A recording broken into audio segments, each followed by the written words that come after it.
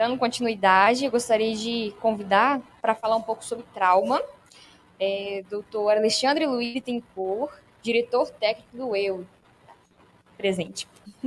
Boa tarde a todos. É um prazer muito grande estar aqui falando com vocês. Agradeço ao Nasso, né, pelo convite, né, mas não posso deixar de agradecer ao Oliveira, Arnaldo, a equipe do NEP.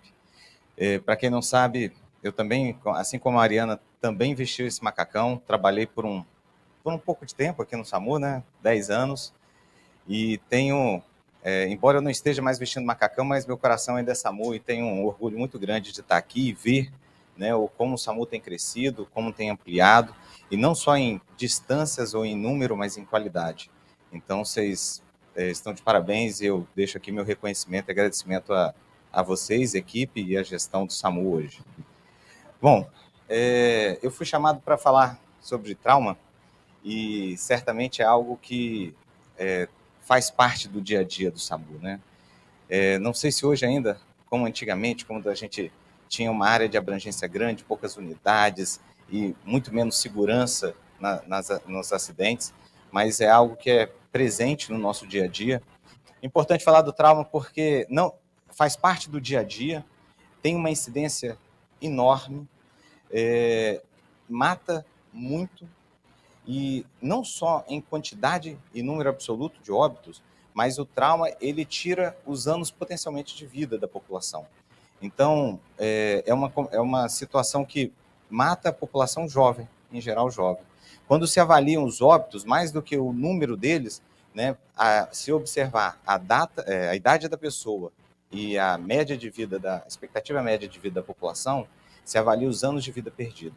E como o trauma mata jovem, né, os anos de vida perdido, eles são ainda, colocam ainda em maior relevância o trauma. Eu trouxe para cá alguns slides mostrando o nosso dia a dia do hospital, alguns dados do hospital, as interfaces que nós, Hospital Estadual de Urgência e Emergência e SAMU, fazemos. E, particularmente, a ideia é falar sobre um dos picos da mortalidade do trauma. Quando se avalia o trauma ele é trimodal na avaliação do óbito. Ele tem o óbito que é de imediato ou em poucos instantes. Esse pouco nós podemos fazer de forma reativa, né? Há políticas preventivas e que são importantes para isso. Há o óbito, que é o segundo pico que ocorre após horas, né, do evento, minutos a horas, e o terceiro pico após dias ou semanas.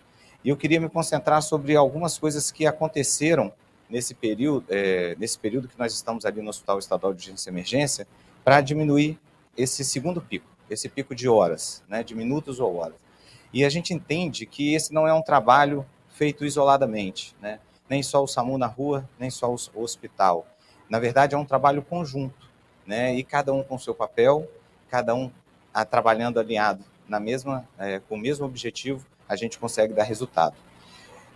Nós estamos à frente do São Lucas há 22 meses, né? Em dezembro de 2020, nós assumimos o hospital e eu vou falar um pouquinho do que aconteceu nesse período e o porquê do que aconteceu. Bom, para quem não conhece, o São Lucas é um hospital de 209 leitos, né, censáveis. Se considerar todos os outros leitos do hospital, são 269. Nós temos uma área que, para o tamanho do hospital, não é tão grande, é em torno de 6.500 metros quadrados, né, mas um hospital antigo que traz uma série de desafios, né, um hospital que foi inaugurado há 54 anos e que hoje, assim como foi falado do Hospital Central, nós atendemos também uma população de 2 milhões de habitantes, né? É a região metropolitana, à exceção de Serra, Aracruz, João Neiva e Ibiraçu, são 19 municípios ao todo. Essa área em azul são os municípios que hoje o hospital atende, e a principal referência do hospital é trauma, né? E a principal parceria no atendimento do trauma, né, do trauma grave em especial, é com o SAMU. Hoje o hospital tem em torno de 1.200 funcionários, 500 médicos no corpo clínico, 19 especialidades. E nesses últimos quase 2 anos, quando nós assumimos um hospital que tinha diversos desafios, né? Era em meio a um Covid. Na época, o hospital atendia toda a região metropolitana, não havia outra referência para o grande trauma. Nós assumimos de uma forma emergencial, inicialmente para 180 dias, e continuamos até hoje. Assumimos um hospital que era superlotado, é uma realidade que muitos de vocês conheceram. Quando nós chegamos, eram 70 pacientes no pronto-socorro, aguardando tratamento, aguardando cirurgia, muitos deles perdendo o tempo desse atendimento, fora uma série de outras questões administrativas por falta de materiais, equipamentos, medicamentos, né? E por isso, por consequência, descrédito até da sociedade. E de forma figurativa, né, nós assumimos um hospital mais ou menos assim, né? Um hospital que tinha um tamanho limitado e uma série de pessoas ao redor aguardando espaço para entrar, né? Alguns dentro do hospital, outras fila de ambulatório, fila de cirurgia, paciente no PA aguardando espaço, ambulância do SAMU às vezes na porta, né? Uma realidade que era muito comum era termos ambulância na porta, maca retida, né? Um paciente no PA aguardando para ser levado até o hospital. E a gente chegou com a visão de tentar como nós podemos contribuir para fazer o hospital atender bem e, no trauma, resolver uma das principais desafios do atendimento do trauma, que é a hora ouro, né? Eu tenho que ter um hospital que está pronto para atender, né? Assim como um infarto, AVC, o resultado é dependente de tempo. E quem estuda gestão, metodologia Lean, ele fala desse sistema que é empurrado versus puxado. Eu não vou me deter a isso, mas a visão do desenho mostra muita coisa, né? Antes, nós acostumamos com a saúde que era assim, né? Sistema empurrado. Chegava o paciente, criava-se a demanda, a gente buscava uma solução, só que não dá para esperar. A todo momento tem, né? A qualquer momento o paciente pode chegar. E então nós tínhamos uma situação de um hospital sempre cheio. Então, por que não entender o que o paciente precisa? Eu não sei quem que está chegando lá no hospital agora. Eu não sei se é o João, não sei se é a Maria, não sei se ele está com uma fratura do braço ou do fêmur, não sei se é um traumatismo craniano. Eu não sei qual é o próximo paciente que o SAMU vai levar. Mas nós sabemos que nós vamos atender, em média, 180 pacientes por dia, e desses 180 pacientes, em torno de 20% a 25%, 20% vão ser vermelhos e laranjas, que outros 60% vão ser amarelos, que 30% deles, 33% deles vão depender de internação, que 50% vai ser para ortopedia, que metade deles é fratura de extremidade. Então, por que não? Se eu já conheço como será o paciente que vai chegar, por que não me preparar para isso? E antecipar as ações e estar pronto para poder receber o paciente. Porque vocês concordam que se estamos falando de uma patologia que é tempo dependente, eu não posso me preparar para atender depois que o incidente acontece. Eu tenho que, na verdade, me preparar para atender antes que o acidente aconteça, para quando vocês chegarem, o hospital estar disponível para isso. Então, foi essa a ação que nós fizemos, né, durante esse tempo. Eu queria mostrar algumas fotos para vocês, só para vocês entenderem. Embora a maioria de vocês devem ter acompanhado, né? Quem tem menos de 2 anos no SAMU aqui? Quase metade do SAMU? Então quem tem mais de 2 anos aqui? Não. A metade de menos de 2 anos está em casa, né? Tá certo. Hierarquia, né? Tá certo. Mas então, muitos de vocês acompanharam, né, o que aconteceu, alguns de vocês acompanharam até no dia a dia, né? Tem o Adenilton, o Thiago, que está lá atrás, e a Ananda, que está lá com a gente também toda semana, e alguns outros que estão lá no dia a dia acompanharam isso. O que nós fizemos? Não tem como atender o próximo paciente se não tinha espaço nem para a gente andar no corredor.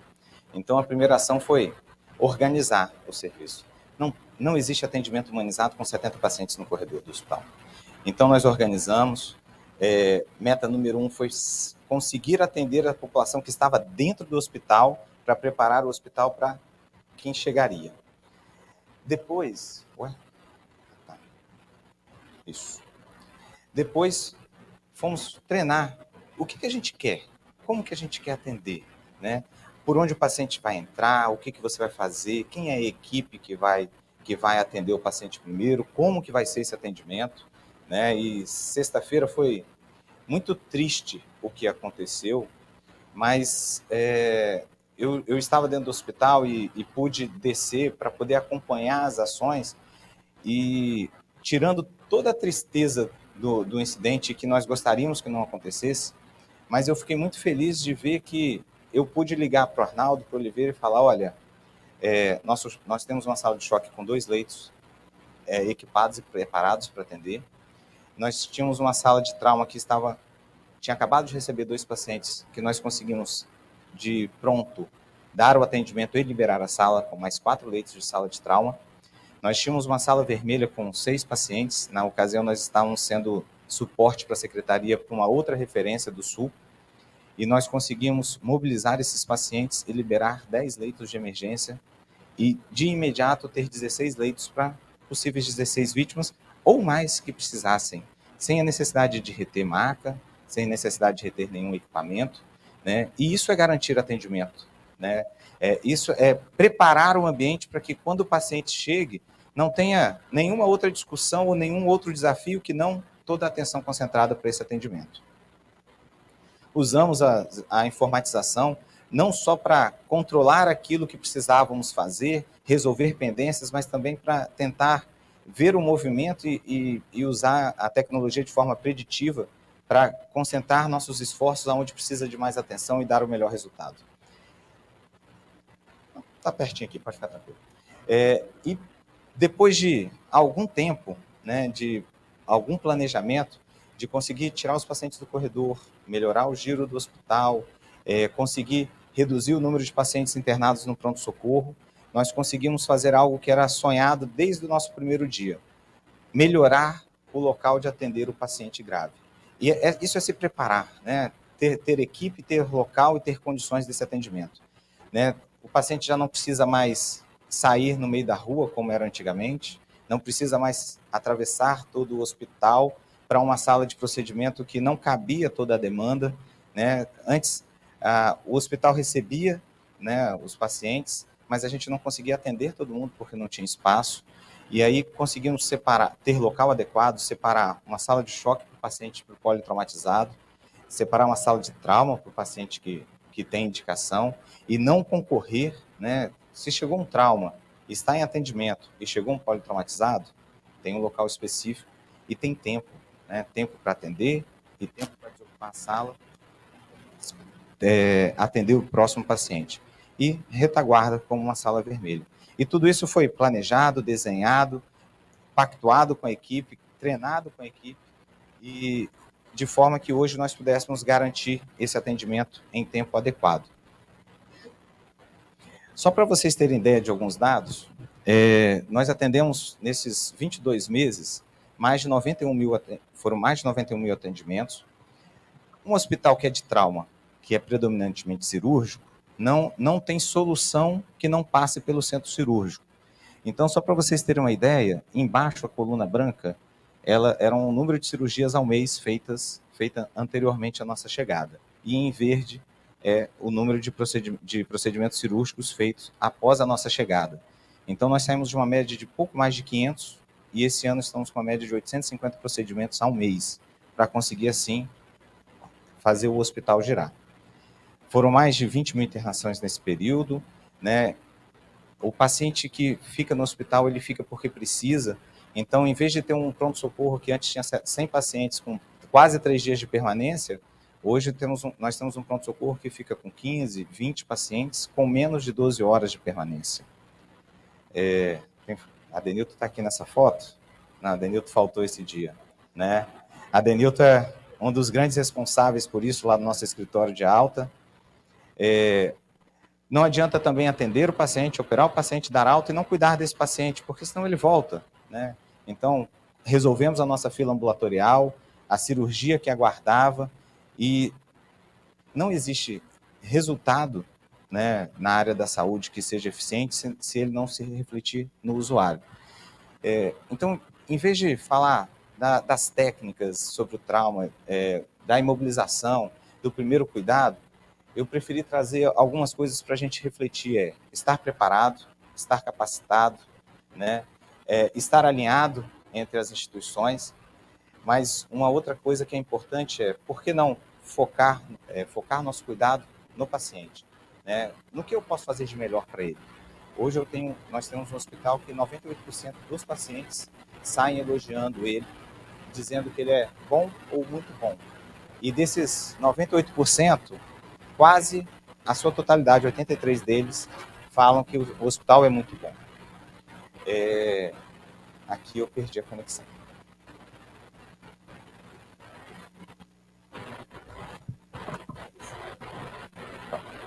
Mas como que é a nossa interface, SAMU e eu? Nesses 22 meses, foram aproximadamente 15 mil atendimentos. Não está aparecendo aqui para mim não, tá? São 680 atendimentos ao mês, né? Não sei se vocês tinham ideia da magnitude dos números, né? E se você for bom de matemática e colocar rápido, você vai perceber que é aproximadamente um atendimento por hora. E nós temos aí nessa nossa nova história, 22 meses de toda hora, em média, recebendo um paciente do SAMU ininterruptamente, né? E se eu estiver mentindo, nós temos vocês podem me interromper aqui, né? Só para vocês conhecerem como é que é o perfil do paciente que nós recebemos no SAMU, no EUI. Né? A maioria é Vitória, Cariacica e Vila Velha, né? Já foi Serra, mas depois da abertura do Jaime, ele caiu, né? Houve uma redução, porque agora tem um hospital mais próximo. E se observar, a exceção da Serra, todos os outros em 2022 têm aumentado, né? Então nós estamos com indicadores até novembro e praticamente alguns já ultrapassaram e outros estão chegando bem próximo do que atendeu no ano anterior. A demanda tem aumentado. Vou repetir. Tá, fica à vontade, pode ficar com ele. O perfil do paciente, quando 70% dele é homem, né? Não, eu botei o pé aqui exatamente por isso. 70% dele é homem, né? Tá tudo bem, aqui eu posso cair. Aqui eu posso cair, né? E interessante que, principalmente, o homem na idade jovem, né?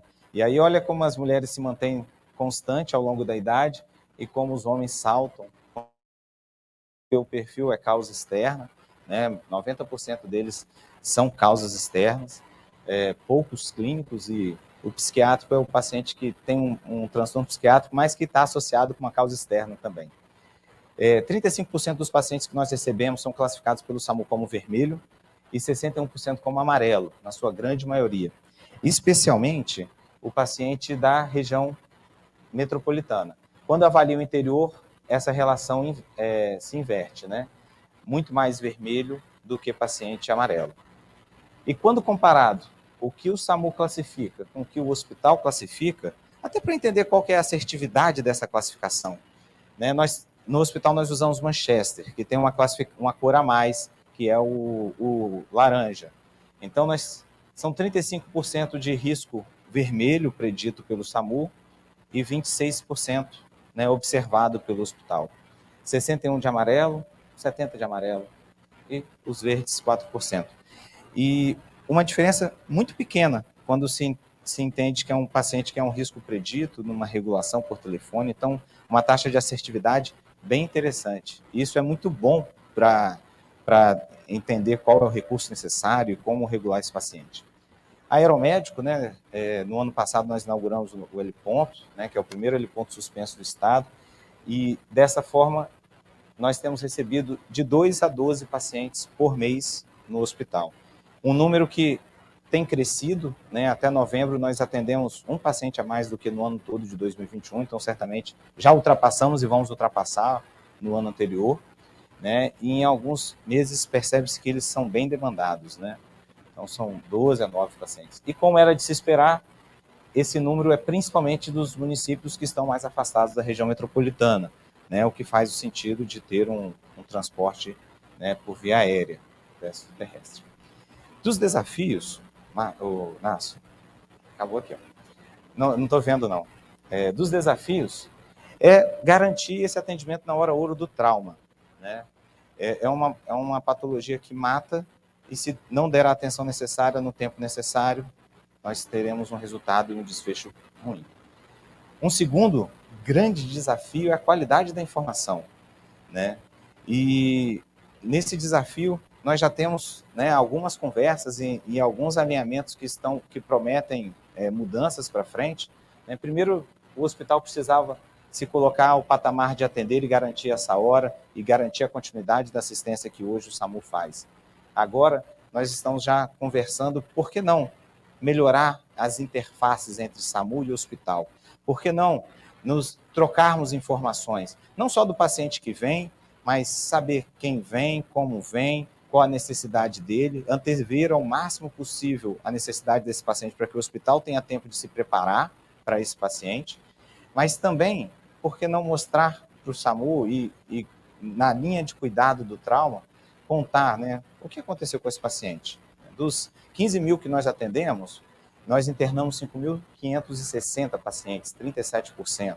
Desses, 70% evoluíram para questões cirúrgicas, né, para necessidade cirúrgica. Por que não contar e avaliar como está o nosso atendimento, do início, do meio e até o final, para melhorar assim a nossa assistência? Então, aumentar essa interface, né, criar critérios de qualidade, né, estarmos alinhados, né, o hospital estar capacitado para dar continuidade ao que o SAMU já tem feito, e o SAMU poder antecipar aquilo que nós podemos dar continuidade depois no hospital.